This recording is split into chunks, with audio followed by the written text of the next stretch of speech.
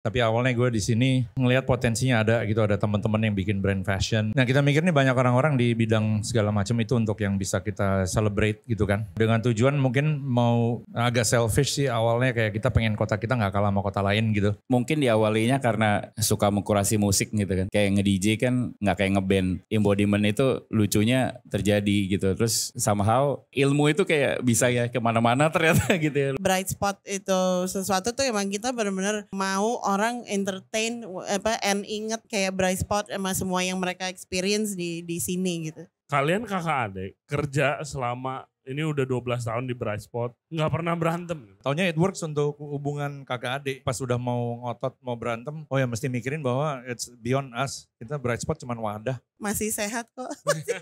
Untung Bright Spot setahun sekali ya. Iya, untung Bright Spot. Kalau Bright Spot tiap bulan cakar-cakaran juga.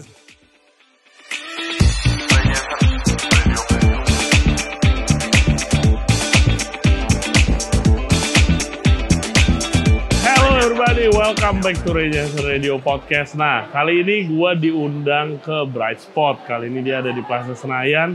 Kita diajak untuk podcast bareng foundernya Bright Spot. Ada Anton, ada Hogi, dan juga ada Cynthia Wiryono.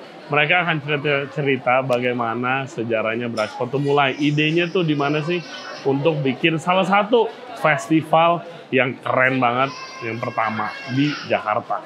Apa tujuan ke depan mereka juga akan mereka sharing, dan juga perasaannya gimana sih acaranya sekarang selalu sukses, sudah sebesar ini, dari yang tadinya kesulitan nyariin tenan, nggak ada yang mau jualan di tempat mereka, sampai sekarang ada 800 brand yang rebutan setiap kali Bright Spot itu mau mulai kurasi. Oke, seperti biasa jangan lupa subscribe di Regency Radio, di YouTube, Spotify, and all other podcast platform. Follow Instagram kita di Regency Radio dan juga di TikTok. Oke, kita sekarang memulai podcastnya. Gue harus masuk dulu. Enjoy the show. Oke guys, suatu kehormatan Regency Radio Podcast diundang ke Bright Spot. Ini kita lagi ditemenin sama the founders deh. Semuanya gak foundernya di sini? Apa ada yang lain? Oke. Lupa sampai pakai mic. Oke, kita ditemenin sama Hogi, Anton, dan juga Cynthia Wiryono yang biasa dipanggil Inong. Mereka adalah the founders of Bright Spot. Pertama yang gue tahu Anton sama Hogi itu DJ dan sering lihat di pergaulan F&B Jakarta. Kalau dong lu dari bidang apa sebelumnya? Kalau gue fashion retail selama 20 tahun ini. Oke. Mantap ya. Pertama gue mau bilang thank you udah ngajak gue untuk kasih kesempatan untuk ngobrol-ngobrol di sini. Thank you. Kita kali ini mau nanya, mungkin awalnya itu ini acara Bright Spot udah mulai, ya kan? Gimana sekarang perasaan lihat seramai ini? Selalu seneng ya. Maksudnya ada sesuatu yang kita pikirkan 12 tahun yang lalu bahwa perlu ada suatu festival, suatu wadah gitu ya buat kreatif industri. Yang kita geluti gitu ya waktu itu, fashion, food, music dan lain-lain lah ya pokoknya. Bahwa gak ada platformnya, gak ada tempatnya untuk itu di-celebrate secara yang lebih besar gitu kan. Kita backgroundnya kalau di musik kan waktu itu kita bikin festival Jakarta Movement.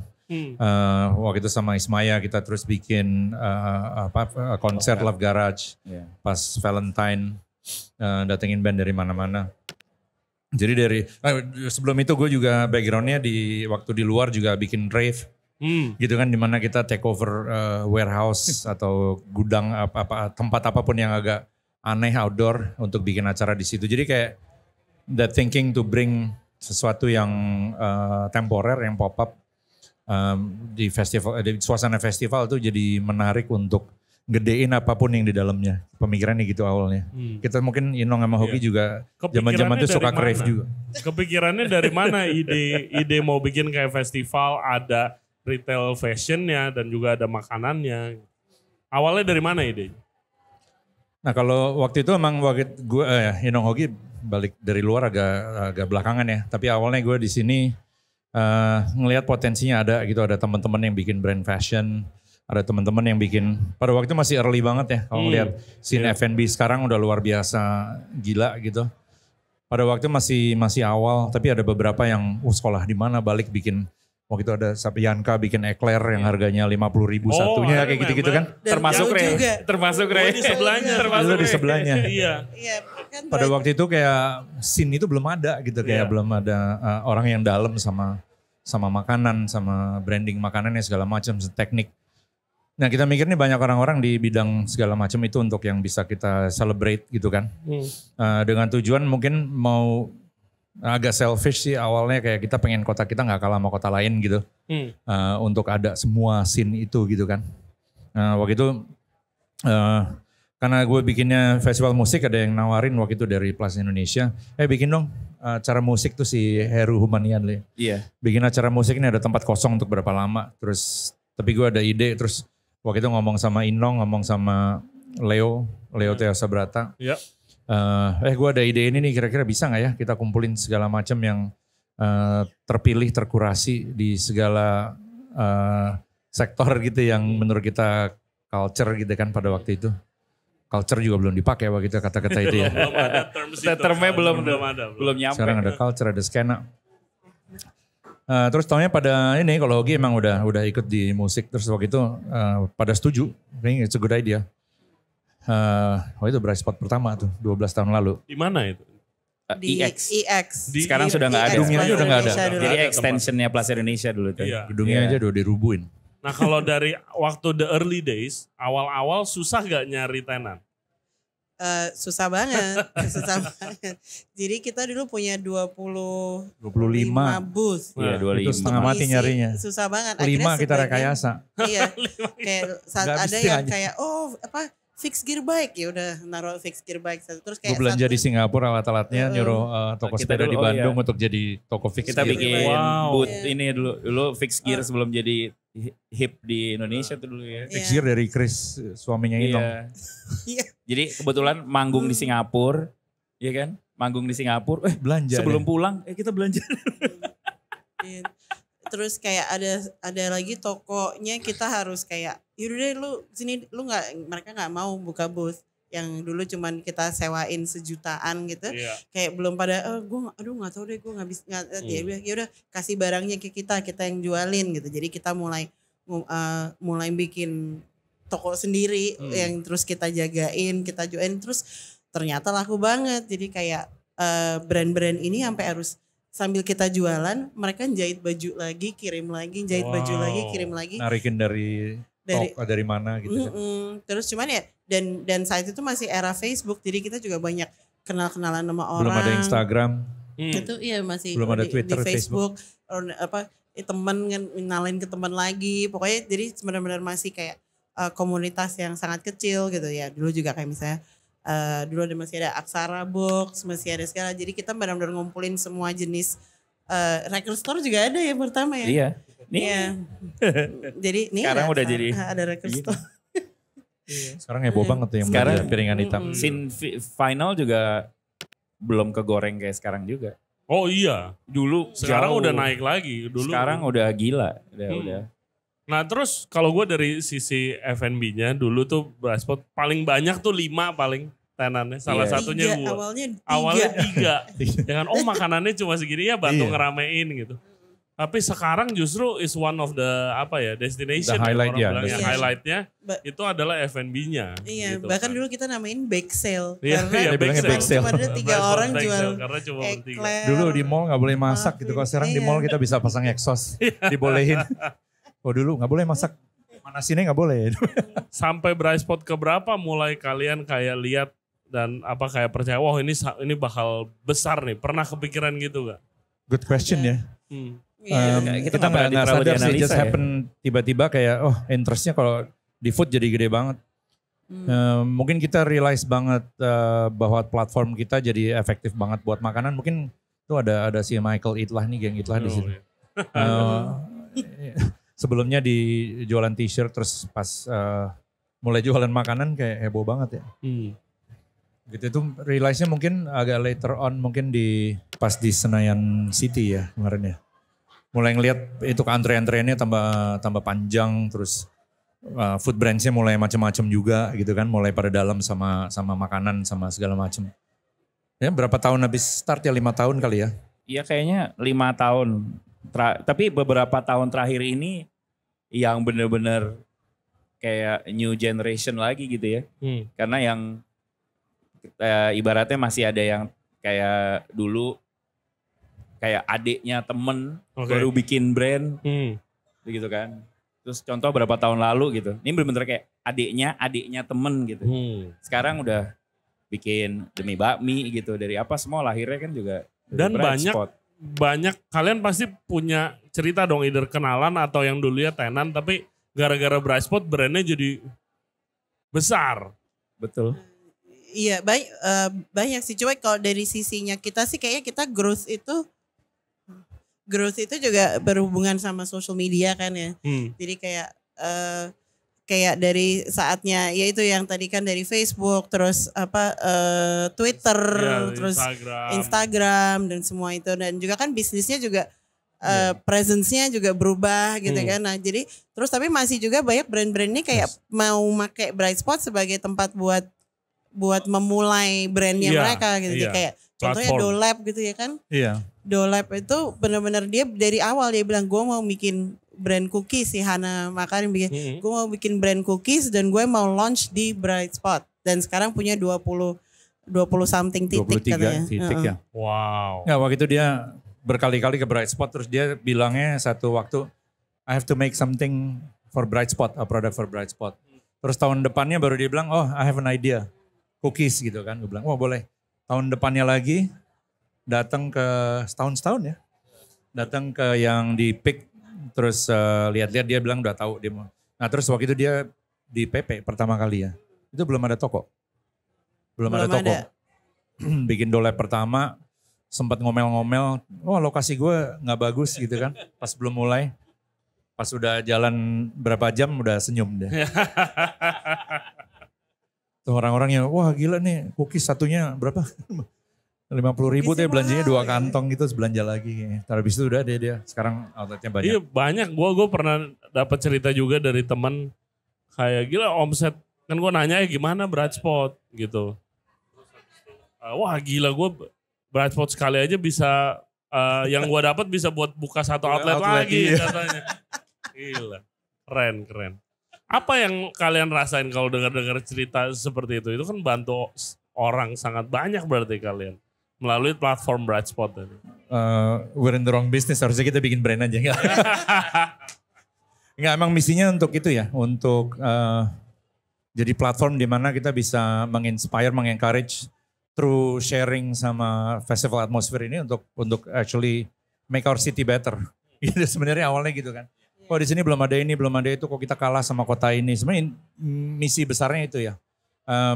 Dan tiap kali senang, kemarin juga ngobrol sama anak-anak Demi Bakmi gitu kan. Dia juga waktu itu di PP ya pertama kali ikut. Dia bilang baru bikin di mana tuh, Hogi yang narik mereka. Jadi waktu itu DJ juga kan.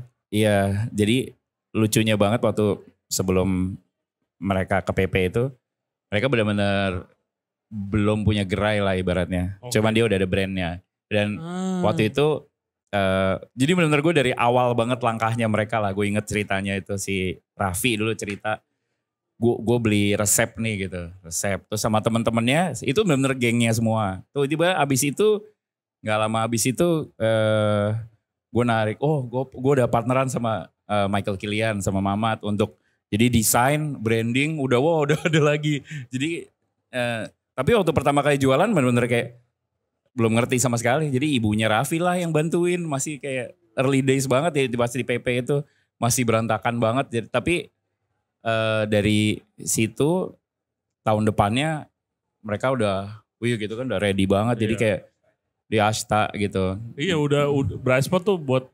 Ya makanya gue kan juga jualan nih kali ini. Istri gue Ropang Pan nih. Guys ya kan. Jadi waktu dapat slotnya kayak ini jadi bisa kickstart gitu kan. Kickstart kayak mungkin dari segi branding juga harus lebih proper. Terus habis itu ya harapannya jadi karena orang banyak banget datang ke Brightspot jadi awarenessnya jauh lebih tinggi gitu. Iya harapannya itu. Terus mungkin ada pembahasan kayak kita bukan event yang khusus F&B. Tapi ada yang bilang mungkin platform kita lebih efektif as a launchpad untuk brands. Betul. Gitu kan, ada yang bilang seperti itu gitu, which is interesting. Karena emang kita juga anaknya gitu, kita ya culturally kayak across of any kategori senangnya gitu ya, kita mau mengkurasi semua kalau bisa yang terbaik buat hidup kita sendiri plus orang-orang sekitar kita. Gitu tadi ya, kotanya lebih lengkap, lebih asik gitu. Mungkin diawalinya karena suka mengkurasi musik gitu kan. Iya. Kayak nge-DJ kan nggak kayak nge-band. Nge-curate lagu. Nge-curate gitu. Lagu-lagu orang lain. Lagu orang lain. So kayaknya embodiment itu lucunya terjadi gitu. Terus somehow ya ilmu itu kayak bisa ya kemana-mana ternyata gitu ya, lucunya gitu. Seneng makan juga sih. Iya. Ya makanan kita juga benar-benar suka yang Dari keluarga juga nyari gitu ya, kan, dulu selalu nyari jajan. Nyokap juga di iya. bisnis restoran kan, jadi nurun situ. Iya. Kalau kita belum ada food trend, kita di Goods juga bikin rainbow cake dan segala macam sama Alma tuh juga. Iya, I itu remember. Sebelum ada kayak food trend gitu kayak. I remember itu ngantrinya Alma. Sekarang masih ada gak sih Alma ini? Kayaknya udah capek. Retire kayaknya. Tapi itu ya cukup stressful ya. Jadi Alma cuma bisa bikin 3 loyang, 3 kue sehari. Ngantrinya. Dipotong jadi 10, 30 gue inget banget slice ngantrinya. sehari. Harganya 65.000 pada waktu itu mahal banget buat suatu kue. Terus kerjaannya setiap hari jam 9.30 di Plaza Indonesia depan itu Goods. Udah ngantre orang. Terus, lebih dari slices yang available. Terus pas kehabisan ngamuk-ngamuk. Ada yang saya udah datang dari Surabaya mau beli bloknya. Kita nggak bisa, kita pengen bikin lebih cuman memang cuma bisa bikin 3 sehari karena masih bikin sendiri. Jadi anak-anak seharian dimarah-marahin sama orang katanya. Habis dari jam 11.30 ke sana tuh isinya diomelin orang. Diomelin. Iya pokoknya itu deh, jam 11 udah dengerin aja gitu. Kita mau kerja nggak bisa karena kita diomelin sama customer kita. Ada challenges-nya gak sih untuk dari segi kurasi?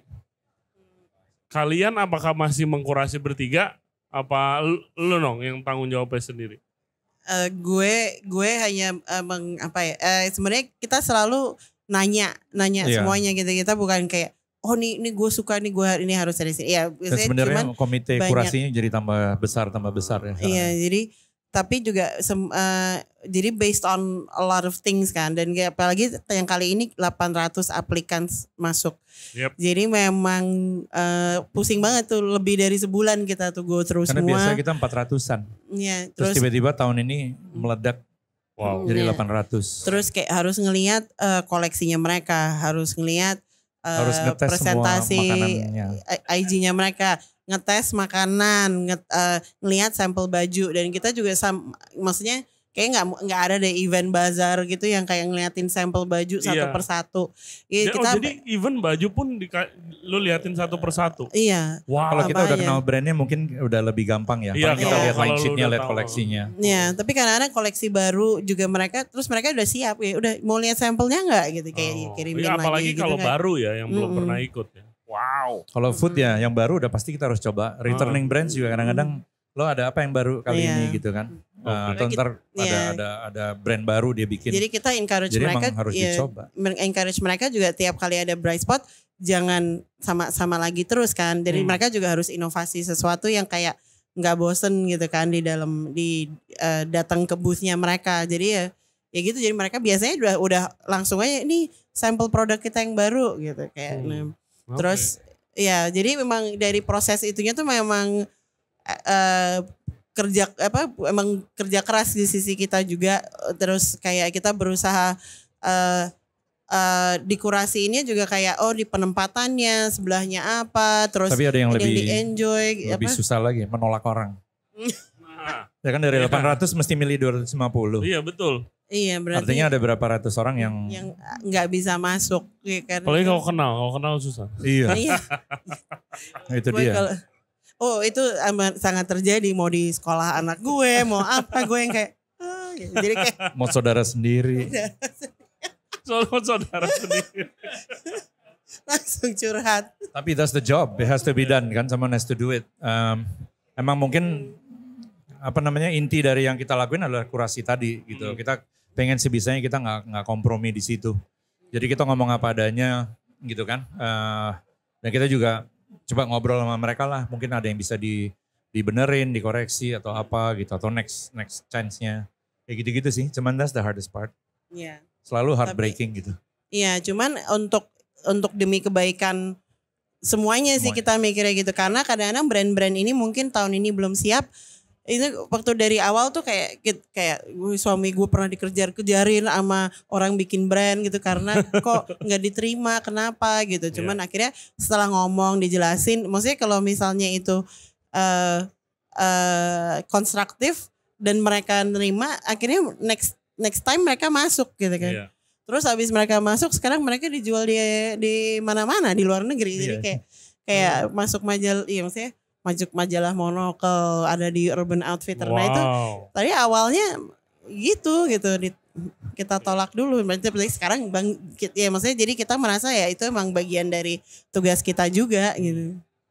Oke, pertanyaan berikutnya dari gue, kan festival nih udah jadi hal yang biasa banget di Jakarta kalau gue lihat. Sering banget ada festival. Entah itu musik, entah itu yang seperti Brightspot ini, ada yang makanan doang, ada yang fashion doang. Apa sih yang paling harus diperhatiin kalau lu mau bikin sebuah festival? Mungkin mulai kecil-kecilan. Dari lu dulu. Mungkin kalau gue sering melihat banyak event, bahasa, gue gak tahu bahasa resminya gimana ya. Cuman kalau dari gue suka ngerasa kurang soul. Kurang soul tuh dimana kayak gue ngerasa kayak it looks great, it looks ini, tapi kayak just gak ada soulnya itu gitu. Ada. Jadi kadang-kadang satu mungkin dari kurasinya gitu kan. Nah iya itu tadi pasti kurasinya ngefek. Nomor dua mungkin the whole experience-nya juga gitu ya. Kadang-kadang mungkin ya gue di sini salah satu tugas gue kan gue selalu kayak scene apa yang lagi ini itu yang kayak gue biasanya yang gue cepet tanggep kayak oke, gue ini gue sini, apalagi di musik, apalagi di apalagi yang baru, apalagi ini gue biasanya kayak anak lumayan skena lah, anak skena. Iya, jadi gue mana pak om skena dibilang ya. Nggak cuman itu bener sih, kayak gue sering ngerasa seperti itu. So kadang-kadang you put the same konten di apa lain gitu, kayak rasanya beda gitu. Tapi kita juga sering ngerasa ada basically pastinya ada event-event lain juga yang seperti kita. Tapi ya gitu gue sering ngerasa mungkin soulnya kurang. Iya. Kalau gitu apa yang bisa dilakukan untuk kayak make sure soulnya tuh tetap.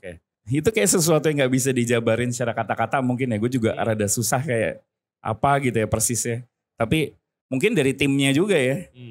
Kayak karena menurut gue who's behind it juga ada juga gitu. Gue sering ngerasa kayak sebenarnya gue ngambil mungkin di musik ada lah beberapa festival yang mungkin gue nggak usah name names tapi kayak A, B yang benar-benar kontennya sama. Tapi karena siapa yang iniin itu juga rasanya beda gitu. Ngerti. Itu karena apa ya? Karena just that itu. Nggak tahu ya bahasa persisnya apa. Coba itu sih. Dibantu, dijabarkan mungkin. Nah kalau kita mungkin dari misi tadi ya. Core-nya kali ya, core values dan lain-lain kalau di bisnis bilang ya resminya. Tapi mungkin kalau itu jelas yang lo pengen lakuin itu, kalau kita our mission simply kita pada waktu 12 tahun yang lalu ngerasa there's a lot that can be done di kota kita. Kalau kita ke negara lain, ke kota-kota lain kayak wah seru ya ada ini, ada itu, ada ini. Kita waktu itu mulai awal dari musik, kita juga bikin event sendiri karena ya waktu gue balik, gue nge-DJ di mana-mana disuruh turun setengah jam, musik lo jelek. Bilangnya musik lo aneh, musik lo jelek. Aneh. Digantiin. Iya. 15 menit diganti beberapa kali. Depresi gitu kan. Akhirnya gue bilang I have to do my own thing. Akhirnya gue, nah pada waktu itu juga skena itu belum masih kayak si kolektif pada bikin acara di bar, di restoran gitu ya. Waktu itu gue bilang yaudah nih ada tempat gak rame. Gue bilang gue yang ramein deh, gue bagi 50% waktu itu paket 50%. Karena tempatnya kosong baru beli sound system dikasih. Taunya rame banget, habis itu bilang 30% deh, tapi lu bikin tiap minggu. Gitu kan. Dari situ gue ngerasa oke, gue bisa, I can work with people yang mungkin perlu gitu sama kita untuk kita bikin sesuatu. Dan kita punya kebebasan yang kita mau bikin karena nothing tulus untuk tempatnya. Gitu kan, tempatnya kosong sebelumnya. Tapi ini ternyata jadi rame banget, omsetnya juga gila-gilaan gitu kan. Akhirnya pada waktu itu kita banyak tempat yang minta services itu gitu untuk ngeramein. Waktu itu sempat megang, di satu waktu megang 6 klub lah ya. Jadi kita kayak DJ sama IO promotor gitu kali ya. Iya, tapi ngisi-ngisi di beberapa klub. Yang event. DJ gue saluring sana bagi hasil, anak-anak PR-nya bagi hasil. 6 tempat di satu waktu for years gitu kan. Nah itu ya we can do what we want karena from a blank slate gitu kan. Nah mungkin dari situ ya kita that kind of authenticity sama that mission driven core-nya gitu, kita pengen bikin apa gitu. Pada waktu itu mau nyebarin musik, kita mau bikin platform buat anak-anak yang mungkin juga kayak gue dibilang musiknya jelek, kita kasih tempat. Untuk taunya banyak yang seneng musik-musik jelek kayak kita suka. Gitu kan, itu jadi scene, jadi community gitu kan. Pada waktu itu musik yang underground untuk electronic music. Ada musik electronic pop gitu kan, ada yang underground kita yang dia. Tapi taunya jadi scene-nya tuh jadi karakter Jakarta Selatan. Iya. Pada waktu itu. Dan waktu itu pembedaan Jaksel sama non Jaksel di musik tuh ada divide-nya gitu kan, yang di sebelah sana, yang di sebelah sini. Perbatasan. Nah itu nggak tahu sekarang jadi Jaksel, jadi ini banget. Pada waktu itu kita nge-push itu emang karena itu perbedaan kita gitu kan. Nah itu mungkin dari situ ya, that purpose driven mission itu ya, Ali. Seringkali orang ngelakuin sesuatu, ya bikin festival apa gitu, karena emang it's the cool thing to do. Lo bisa bikin duit gitu kan. Kalau kita mungkin uang ya penting, cuman it comes second. Sering banget kita bikin keputusan ya financially doesn't make sense, tapi kita harus ngelakuin karena that's why we do this. Oke. Gitu, taunya akhirnya dari 25 vendor jadi 265. 800 yang apply, mesti kita tolak banyak. Yang datang 5.000 orang di event Bright Spot pertama. Wow. Yang terakhir 60.000, 70.000. Kita nggak pernah di bawah 60.000 orang over 4 days. Gitu. Ini hari pertama udah melebihi tahun kemarin. Jadi ya begitu. Kalau if you stick to your guns, I think stick to your beliefs. Tahunya banyak kok orang yang aneh kayak lo gitu. Dan itu jadi suatu community gitu. Emang kalau ya sebuah event kan maksudnya orang datang to be entertained. Maksudnya kakak adik gue DJ gitu kan mereka. Jadi udah memang sehari-hari mereka selalu kayak gue mesti meng-entertain crowdnya gitu. Jadi kayak itu juga secara foundation sebenarnya sama aja kayak gue jaga toko dan ngisi toko gitu. Maksudnya toko gue on the entertainment harus, business. Iya. Jadi toko gue harus bikin orang business entertain. Entertain gitu kayak dari kan kayak kalau misalnya datang lihat barang kan retail therapy is also a thing gitu. Jadi kayak belum makan, belum segala. But I think yang bikin Bright Spot itu sesuatu tuh emang kita benar-benar mau orang entertain and inget kayak Bright Spot sama semua yang mereka experience di sini gitu. Jadi iya gak sih? Iya gak sih? Gua rasa iya. So, what's next for Bright Spot? Atau kalian ada acara-acara kalian yang lain? Mungkin perkembangan pertama kita dari raker tahun kemarin kita bilang kita mesti ngeluncurin yang food only. Karena emang kita lihat interestnya dari situ bahwa platform kita juga it's effective launchpad gitu. Ini ada anak-anak Itlah di sini juga dari awal sama kita. Udah jadi berapa outlet sekarang gitu kan. Jadi banyak banget tuh mereka dari awal. Ya kita ngelihat perkembangan di situ, terus akhirnya kita bikin, udah kita spin off jadi food only. Kita kemarin bikin di Urban Forest, si Bright Spot Food Park. Rame juga. Expecting 10.000 orang, yang datang 35.000 orang. Dan semua orang pada piknikan, seru banget ya. Oh iya. Iya Makan seru banget sih pada piknik, pada iya. ngegelar. Itu kayaknya baru pertama tahunnya bisa ya piknikan di Jakarta gitu, it's okay. Sama gue reaksinya. Ya kan gitu kan, banyak yang realize. Juga piknikan ya. Iya. Sampai di hari pertama orang datang, wah nggak bawa piknik mat kan. Itu pada ngincer-ngincer ini penduduk rumput. Hari kedua mulai lebih banyak. Hari ketiga banyak banget. Hari keempat sama 5 udah rebutan tempat buat naruh piknik. Piknik ininya Prada bisa hari Untuk keberapa? BCL. Piknik matnya sama, Prada ada nggak? Sama sekalian dog show juga. Jadi hari pertama dia datang, anjingnya loh hari ini Labrador, besok bawa poodle, besoknya lagi ini loh. Jadi kayak dog show. Gue punya pertanyaan, kalian kakak adik kerja selama ini udah 12 tahun di Bright Spot secara konsisten gitu. Nggak pernah berantem, akur-akur aja. Ya kalau diskusi ya diskusi bisa Berantem, ini. tapi masih bisa diredam lah ya. I think it's for the again kayaknya karena kita mission driven gitu, that the money comes, we believe the money will come. Okay. Kalau if you have purpose gitu kan. Taunya it works untuk hubungan kakak adik gitu, karena jadi pas udah mau ngotot mau berantem, oh ya mesti mikirin bahwa it's beyond us. Kita Bright Spot cuman wadah gitu kan. Kita ada this duty to make our city better. This duty to make to get brands, inspire people to create brands, to develop their brands gitu kan. Artinya yang petty things jadi kecil gitu kan. Jadi it doesn't matter karena ada purpose yang lebih besar. Kayaknya gitu sih. Sementara belum ada cakar-cakaran ya. Jadi ya tapi emang kita banyak interestnya yang sama juga, dan juga kayak emang passionnya kita banyak yang mirip juga gitu sebenarnya. Ya gitu kayak raver gitu deh. Ya, raver. Sama-sama suka party. Iya, temanku baru datang dari LA, dia once a raver, always a raver, dia bilang gitu. Ya cuman enggak sih, cuman ya akhirnya ujung-ujungnya kita juga weekend ketemu lagi, liburan barengan. Ya berarti ya udahlah yang masih sehat kok. Untung Bright Spot setahun sekali ya. Iya, untung Bright Spot. Kalau Bright Spot setiap bulan cakar-cakaran juga. Ya tahu. Iya setahun. Setahun 3 kali tifus. Tifus sih. Mata gue juga nih udah menunjukkan.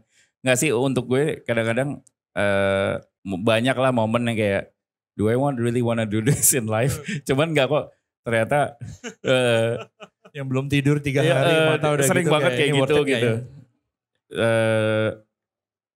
But in the end selalu pays off.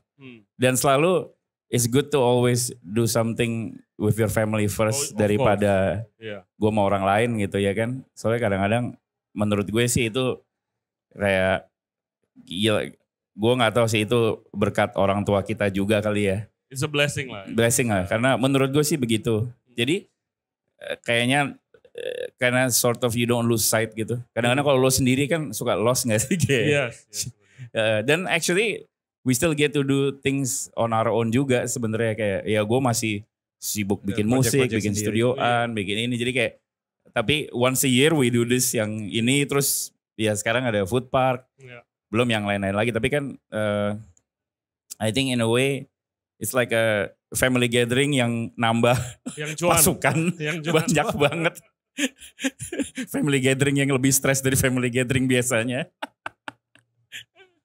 Oke, thank you banget buat waktunya, buat kalian bertiga. Udah pasti sukses acaranya kali ini karena udah ramai guys. Jadi masih ada 1 minggu lagi, ya kan, di minggu depan ada lagi Bright Spot yang belum mampir, please mampir. Kita eksperimen 2 weekend. Yes. Berkaca ke festival musik di dunia. Advice dari gua apa ya? Datang awalan supaya dapat parkir. Atau naik kendaraan di umum. luar macetnya. Iya. Thank you banget Ton, thank you. dan juga Hogi. Thank you. Dari awal udah support Bright Spot. Oh iya, udah pasti. Dari jadi tenan gua. Reuni dari Bright Spot 1 kan. Thank you banget, semoga sukses semuanya. And guys, thank you juga buat yang udah nonton, yang udah dengerin podcast kita kali ini. Jangan lupa subscribe di Regency Radio, di YouTube, Spotify, and all other podcast platform. Follow Instagram kita, Regency Radio, ada juga di TikTok. Follow juga Instagram mereka nih. Dan juga Instagram Bright Spot yang mau tahu lebih banyak atau kontak buat siapa tahu lu masih ngejalanin event restoran lagi kan? Event restoran.